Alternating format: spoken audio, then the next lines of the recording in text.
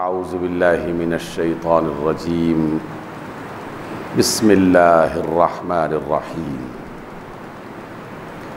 یا ایہا الذین آمنوا اتقوا اللہ ولتنظر نفس ما قدمت لغد واتقوا اللہ ان اللہ خبیر بما تعملون۔ سامعین گرامی، سورۃ الحشر کا آخری رکوع، اس سے ہم آج کی گفتگو کا آغاز کر رہے ہیں۔ پہلی آیت میں اللہ رب العزت نے وہ مرکزی اور بنیادی بات ارشاد فرمائی ہے جو قرآن مجید کی بیشتر صورتوں میں بار بار دہرائی گئی۔ اللہ فرماتے ہیں کہ یا ایھا الذین آمنوا، اے ایمان والو، اتقوا اللہ، اللہ کا تقوی اختیار کرو۔ اللہ کا تقوی اختیار کرنے کے بارے میں ہم نے بارہا اپنی زندگی میں سنا اور کہا، لیکن سب سے بہترین جو اس کا معنی ہماری سمجھ میں آتا ہے وہ یہ کہ اللہ تعالیٰ کی عظمت کا، اس کے احسانات کا، اس کی نعمتوں کا، اس کی طاقت اور قوت کا لحاظ کرتے ہوئے اس کی نافرمانی سے بچو، اس کی ناراضگی سے بچو، اس کی پکڑ سے بچو، اس کے عذاب سے بچو، کیونکہ جیسے جیسے احساس قوی اور طاقتور ہوتا ہے، انسان اسی طریقے سے اپنے معاملات کو سنبھالتا ہے، سنوارتا ہے اور سمیٹتا ہے۔ جیسے جیسے وہ احساس کمزور پڑنا شروع ہو جاتا ہے، اسی طریقے سے عمل اور کردار میں بھی کمزوری آنا شروع ہو جاتی ہے۔ میں نے آپ حضرات کے سامنے بارہا اس بات کو دہرایا کہ کوئی بھی بات آپ تک پہنچے اور بتانے والا یہ کہے کہ آپ کو یہ کرنا چاہیے، تو سب سے پہلے آپ کے ذہن میں یہی سوال آتا ہے کہ یہ کس نے کہا ہے۔ بتانے والا یہ بتائے کہ یہ آپ کے والد صاحب نے کہا ہے، آپ اس کی طرف توجہ دیں گے۔ جو لوگ اپنے والد کا احترام، ان کی عزت اور ان سے محبت کا اظہار کرتے ہیں، وہ اسی اعتبار سے اس بات کا لحاظ کریں گے اور اس پر عمل کریں گے۔ اگر کوئی شخص یہ کہے کہ گاؤں شہر کے ایک عام سے آدمی نے یہ بات کہی ہے، تو آپ اس عام سے آدمی کی بات کو بھی اسی طریقے سے نظر انداز کر دیں گے۔ اچھا، ٹھیک ہے، اچھی بات ہے، موقع ملا تو کر لیں گے۔ بتایا جائے کہ یہ اس کی طرف سے بات کہی گئی ہے جو آپ کو ہر مہینے تنخواہ دیتا ہے، آپ کی روزی اس کے ہاتھ میں ہے، آپ جس گھر میں رہتے ہیں وہ چاہے تو اس گھر سے نکال سکتا ہے، جو سہولتیں تمہارے پاس موجود ہیں وہ چاہے تو واپس لے سکتا ہے۔ وہ جیسے ہی تصور ہمارے ذہن میں آئے گا کہ اچھا یہ اس کی طرف سے بات کہی گئی ہے، تو ہم یقیناً اس کی اہمیت کو زیادہ بہتر انداز میں محسوس کرتے ہوئے اس بات پر عمل کرنے کی کوشش کریں گے۔ اور یہ روزمرہ کی بات ہے، ایسا نہیں ہے کہ میں کوئی انوکھی بات کر رہا ہوں، روزمرہ کی بات ہے۔ آپ جس ادارے میں کام کرتے ہیں، جس گھر میں ملازمت اختیار کرتے ہیں، جس دکان پہ کام کرتے ہیں، جو بھی آپ کا باس ہے، جو بھی آپ کے معاملات کو اپنے ہاتھ میں کنٹرول کرتے ہوئے آپ کو دکھائی دیتا ہے، آپ اس کی بات کو اتنی اہمیت دیتے ہیں۔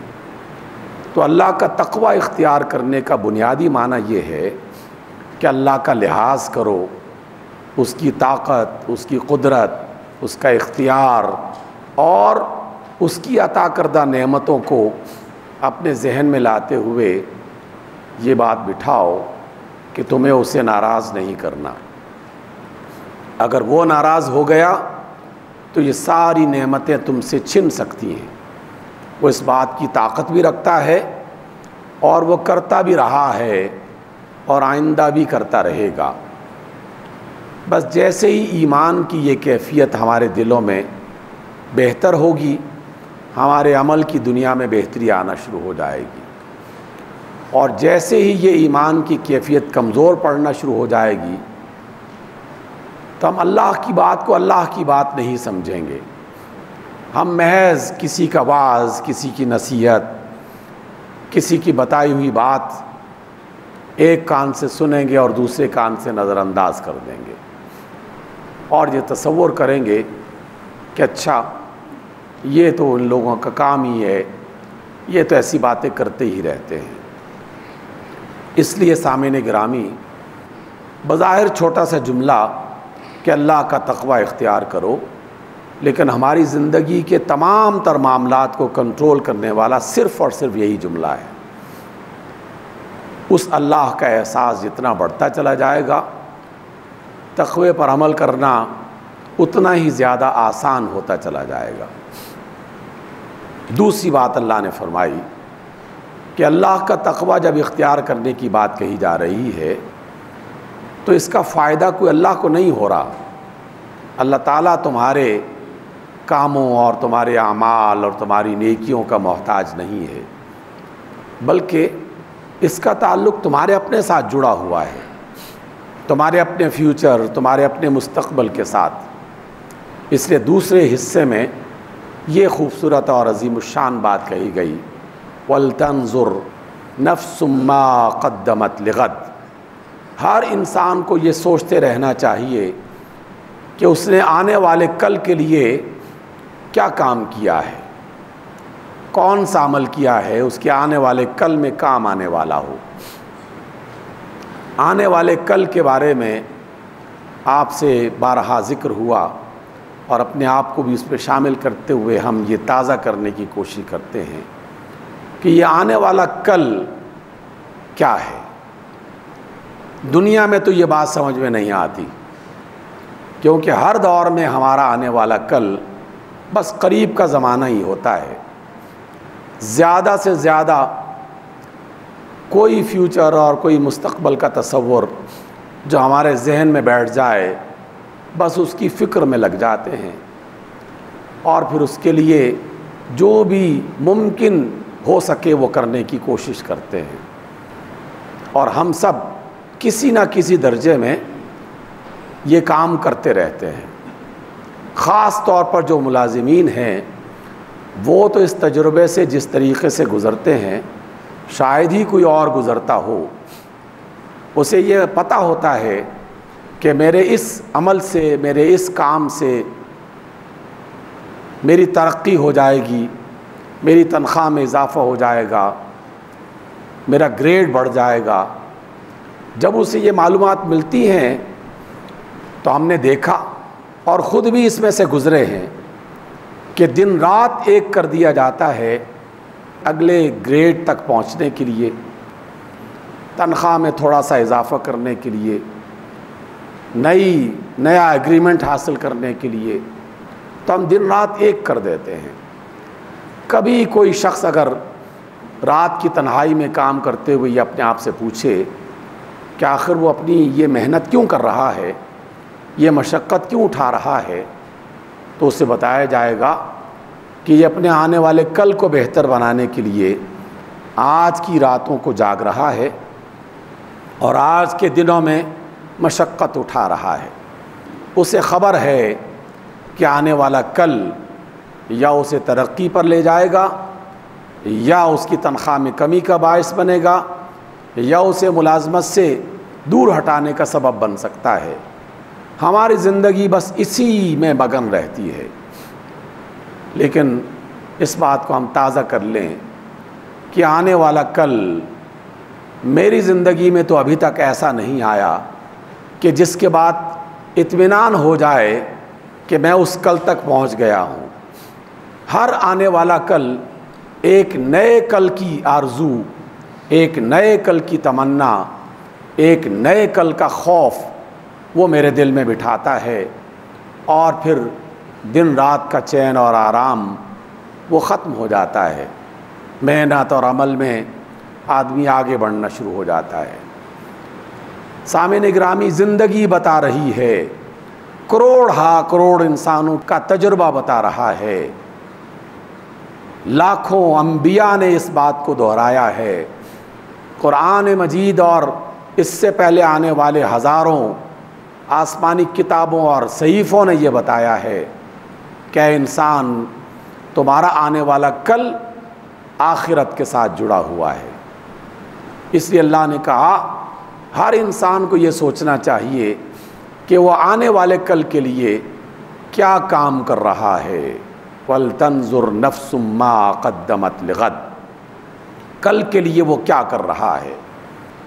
جن لوگوں نے اس آیت کا مطلب سمجھ لیا، ان کے زندگی کے رویے بدل گئے، اور ہمیں تاریخ میں وہ مثالیں ملتی ہیں، بے شمار مثالیں، لیکن ایک آدھ ایمان کو تازہ کرنے کے لیے۔ مدینہ منورہ میں پانی کی قلت ہو گئی، ہم سب یہ جانتے ہیں، لیکن یہ اس آیت کی تفسیر ہے جو آپ کو میں بتانا چاہتا ہوں یا اسے دہرانا چاہتا ہوں۔ ایک کنواں ہے اور اس کنویں کا مالک ہے عثمان غنی۔ مختلف لوگ جاتے ہیں اور کہتے ہیں جناب پانی کی قلت ہے، یہ کنواں آپ ہمیں دے دیں، ہم خریدنے کے لیے تیار ہیں۔ جناب عثمان غنی پوچھتے ہیں کتنی قیمت دو گے؟ لوگ اپنی قیمت بتاتے ہیں، عثمان غنی کہتے ہیں کہ نہیں، یہ قیمت تھوڑی ہے، مجھے زیادہ چاہیے۔ اور قیمت بڑھاتے بڑھاتے یہاں تک نوبت آ گئی کہ لوگوں نے برا بھلا کہنا شروع کر دیا کہ کیسا ہے رسول اللہ کا یہ ساتھی، لوگ پیاسے مر رہے ہیں اور یہ اپنا کنواں بیچنا بھی نہیں چاہتا، اتنی قیمت ہم نے لگا دی ہے۔ رسول اللہ تک جا کے شکایت پہنچ گئی۔ آپ نے جناب عثمان غنی کو بلایا اور کہا کہ یہ کیا سن رہا ہوں میں، لوگ مشکل میں ہیں اور آپ اپنے کنویں سے پانی پینے کی اجازت نہیں دے رہے۔ جناب عثمان غنی نے کہا یا رسول اللہ صلی اللہ علیہ وسلم، یہ لوگ جتنی قیمت مجھے دے رہے ہیں مجھے اس سے زیادہ قیمت چاہیے۔ آپ پوچھتے ہیں کہ کیا قیمت چاہیے؟ آپ نے فرمایا کہ وہ قیمت یہ لوگ دے نہیں سکتے۔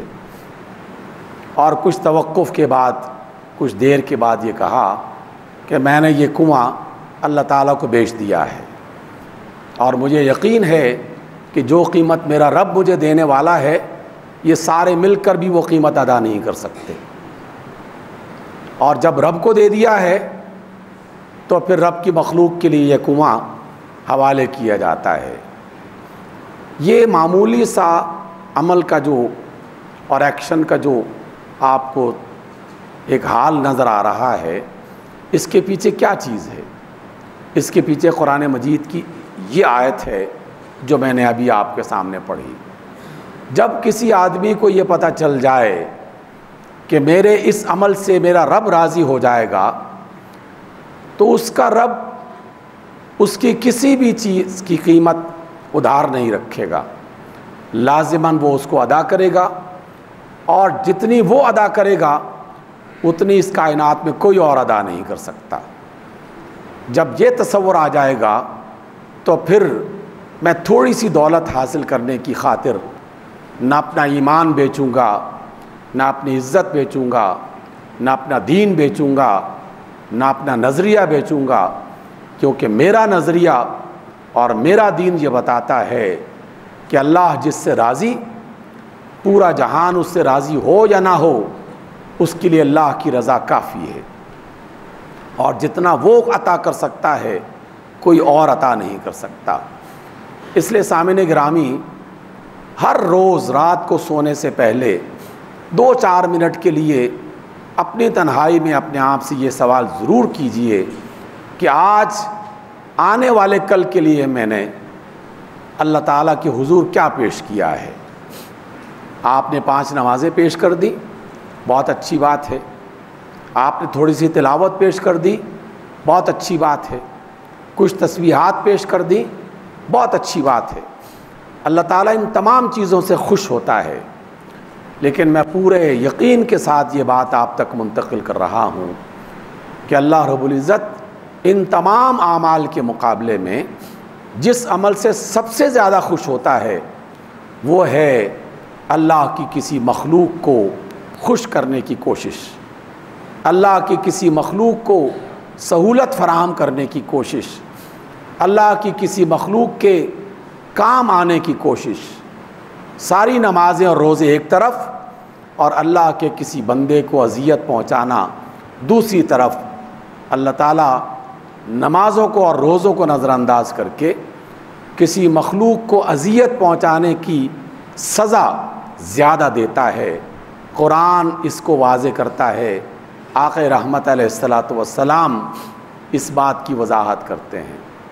اس لیے جو شخص اس آیت کا معنی سمجھنا چاہتا ہے اسے یہ اپنی عادت بنا لینی چاہیے کہ ہر روز رات کو سونے سے پہلے یا کوئی بھی کام کرنے سے پہلے یہ سوچ لیا کرے کہ کیا اس کا نتیجہ اس کے آنے والے کل میں اس کے کام آنے والا ہے کہ نہیں ہے۔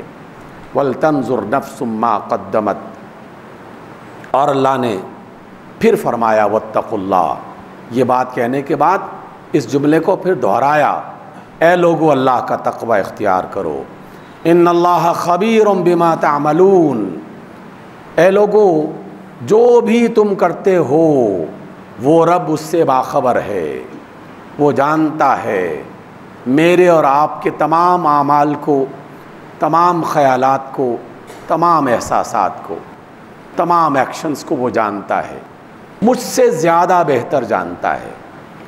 ہم آج کل یہ خبریں بھی سنتے رہتے ہیں، آج کل کیا جب سے ہوش سنبھالا ہے اسی طرح کی خبریں پڑھ رہے ہیں اور سن رہے ہیں، اور افسوس کا اظہار کرتے رہتے ہیں کہ کتنے نادان ہیں ہمارے لیڈرز، ہمارے سیاستدان، ہمارے قائدین، ہمارے ارباب اختیار، ہمارے ارباب اقتدار، قوتوں کے مالک کتنے بے خبر اور کتنے نادان ہیں کہ لوگوں کے سامنے جھوٹ بول کر، غلط بیانی کر کے، فراڈ اور دھوکہ دے کر یہ گمان کرنے لگتے ہیں کہ انہیں عزت مل جائے گی، ان کا اقتدار زیادہ دیر تک قائم رہے گا، ان کی قوت میں اضافہ ہو جائے گا، ان کے مال میں اضافہ ہو جائے گا، یہ جانے بغیر کہ ان کے اس عمل سے اللہ ناراض ہوا ہے کہ نہیں ہوا۔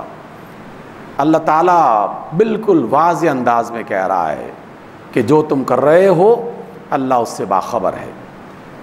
وَلَا تَكُونُوا كَالَّذِينَ نَسُوا اللَّهَ فَأَنسَاهُمْ أَنفُسَهُمْ، اے لوگو ان کی طرح مت ہو جاؤ جنہوں نے اللہ کو بھلا دیا اور پھر انہوں نے حقیقت میں اپنے آپ کو بھلا دیا، اپنے مستقبل کو بھلا دیا، اپنے فائدے کو بھلا دیا۔ وہ ایک طرح کی غلط فہمی اور اس غلط گمان میں مبتلا ہو گئے کہ شاید ہم اپنا بھلا کر رہے ہیں، حالانکہ وہ اپنا بھلا نہیں کر رہے، اپنی جڑیں کاٹ رہے ہیں، اپنے مالک اور مولا کو ناراض کر رہے ہیں۔ اور پھر اللہ نے اگلی آیت میں یہ بات فرمائی، اے لوگو لا یستوی اصحاب النار و اصحاب الجنہ، اللہ نے فرمایا لوگو جنت والے اور آگ والے دونوں برابر نہیں ہو سکتے۔ بہت آسان سی بات ہے کہ جنت والے کون ہیں، قرآن بھرا پڑا ہے۔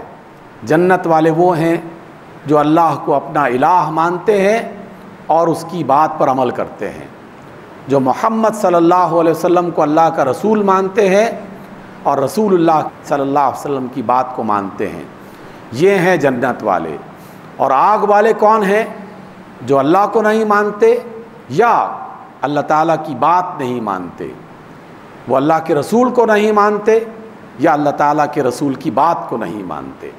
اس کی وضاحتوں کی ضرورت نہیں ہے، ہم سب جانتے ہیں کہ اللہ اور اس کے رسول کی مرضی کیا ہے اور وہ ہم سے کس بات کا مطالبہ کرتے ہیں۔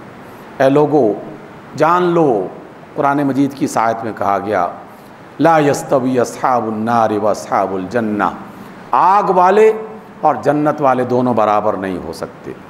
اصحاب الجنت هم الفائزون، جو جنت والے ہیں وہی کامیاب ہیں، جنت والے ہیں وہی کامیاب ہیں۔ دوبارہ سے اس مفہوم کو تازہ کر لیا جائے قرآن مجید کی روشنی میں۔ جنت والے کون ہیں؟ سب سے پہلی بات جو ایمان والے ہیں، اس کے بعد جو سچے ہیں اور سچائی کے راستے پر چلتے ہیں، اس کے بعد جو لوگوں کو اذیت نہیں پہنچاتے، خلق خدا کے لیے مصیبت نہیں بنتے، اور اس کے بعد اللہ کی زمین پر فساد نہیں مچاتے، اللہ کی زمین پر انصاف قائم کرنے اور عدل قائم کرنے کی کوشش کرتے ہیں، یہ ہیں جنت والے۔ اور اللہ نے کہا اصحاب الجنت هم الفائزون، کامیاب کون ہیں؟ ہمارے تصور کو اللہ تعالیٰ صحیح کر رہے ہیں، اس میں سے اس غلط فہمی کو دور کر رہے ہیں جس میں ہم سب کسی نہ کسی درجے میں مبتلا ہیں۔ ہمارے نزدیک کامیاب کون ہے؟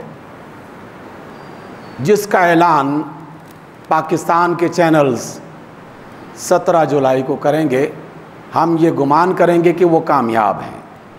ٹھیک ہے، مٹھائی بھی تقسیم ہوگی، واہ واہ کے نعرے بھی لگیں گے، زندہ باد کے جو ہے وہ ترانے بھی گائے جائیں گے، لیکن یہ فائز نہیں ہیں۔ کامیابی کا تصور یہ نہیں ہے کہ کسی کو کچھ پیسے مل گئے، کسی کو کوئی ترقی مل گئی، کوئی الیکشن میں کامیاب ہو گیا۔ اللہ کے نزدیک یہ فائز ہے ہی نہیں، یہ نہیں ہے کامیاب۔ کامیاب کون ہیں؟ میں نے ابھی کچھ آپ کو بتایا، ایمان والے، سچائی والے، دیانت والے، عدل اور انصاف والے، زمین پر فساد نہ پھیلانے والے، خلق خدا کو تنگ نہ کرنے والے، اللہ کے نزدیک یہ کامیاب ہیں۔ اصحاب الجنت هم الفائزون۔ اور وہ وقت زیادہ دور کا نہیں ہے، ایسا نہیں ہے کہ وہ وقت آنے والا نہیں، وہ وقت آئے گا اور لازماً آئے گا۔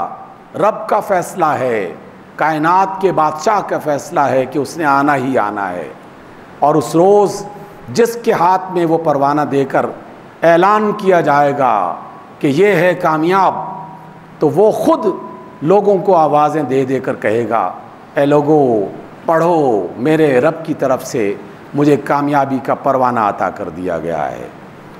اور اس کے مقابلے میں کوئی شخص یہ نہیں کہے گا کہ جناب یہ الیکشن کمیشن کی خرابی ہے، فلاں نے اس میں دھوکہ دہی کی ہے، فلاں نے دھاندلی کی ہے۔ اللہ کے دربار میں اور اللہ کے نظام میں اس طرح کا کوئی فساد نہیں پایا جاتا۔ مجھے اور آپ کو صرف اور صرف یہ فیصلہ کرنا ہے۔ جس شخص کو آپ اپنا نمائندہ بنانے کے لیے آگے بڑھیں، یقین جان لیجیے میں مسجد میں اللہ کے گھر میں کھڑا ہو کر اللہ کی کتاب سامنے رکھ کر اللہ کو گواہ بنا کے یہ کہتا ہوں کہ اللہ تعالیٰ ووٹ کی پرچی سے خوش نہیں ہوتا، سچائی کی حمایت سے خوش ہوتا ہے، انصاف کی حمایت سے خوش ہوتا ہے، دیانتداری کی بات اور اس پر عمل کرنے والے سے خوش ہوتا ہے، چاہے وہ کامیاب ہو دنیا میں یا ناکام ہو۔ اللہ کے نزدیک اگر وہ کامیاب ہے تو ہم الفائزون، تو وہی کامیاب ہیں۔ آخری ایک اور بات، اور میں اس کو سمیٹتا ہوں، اور ان آیات کو انشاءاللہ اگلے جمعے میں جب بھی ملاقات کا موقع ملے اس کو پورا کرنے کی کوشش کریں گے۔ اللہ نے ایک بہت ہی زبردست بات ارشاد فرمائی ہے۔